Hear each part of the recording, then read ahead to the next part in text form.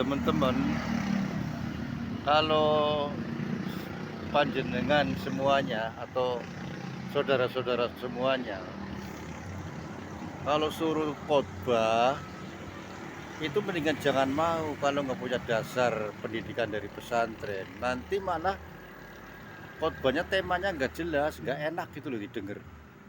Cuman kelihatannya doang, oh, tegas, wah, wah, wah, wah, wah, wah.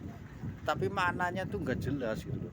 Maknanya nggak jelas, urutannya nggak jelas, lu tambah ngantuk gitu loh. Tapi kalau dasarnya dulu kecilnya pernah di pesantren, ya nggak usah lama-lama, 10 tahun itu udah jelas, itu udah paten, itu bacanya enak karena dia pernah belajar kitab gitu loh. Kalau khotbah kan mesti ada sejarah dari kitab gitu loh, jadi jelas gitu.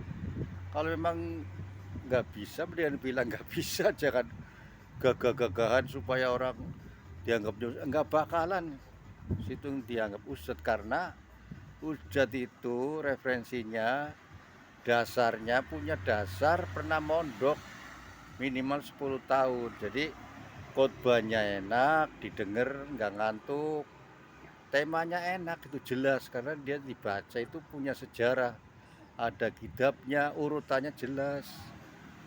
Kalau memang Anda atau teman-teman atau saudara-saudara nggak pernah di pesantren, mendingan nolak aja gitu loh.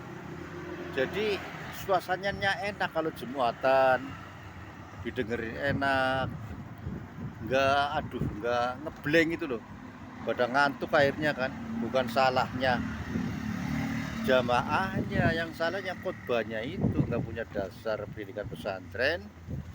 Akhirnya khotbahnya itu kayak orang apa ya, kayak orang upacara gitu loh, kayak orang rapat gitu, nggak jelas itu, urutannya nggak jelas, seolah-olah kayak tegas, wah wah wah wah wah, wah. Tapi maknanya nggak jelas gitu. Nah, kedua, kalau ngimamin juga enak, bacanya enak, cengkok-cengkoknya itu enak kalau pernah di pesantren. Kalnya setahu saya kalau di pesantren itu siang malam itu ngaji, jadi apalannya hampir tiap hari, jadi ketahuan gitu ya.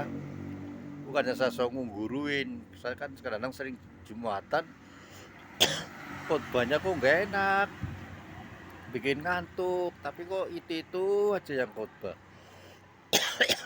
Ya, itu aja. Maaf kalau ada kata-kata yang tidak enak. Ini hanya sekedar ngingetin, kalau memang nggak punya dasar dari pesantren, mendingan nggak usah khotbah, itu nggak enak, ngantukin gitu loh. Temanya nggak jelas gitu. Terima kasih. Maaf, maaf, seribu maaf.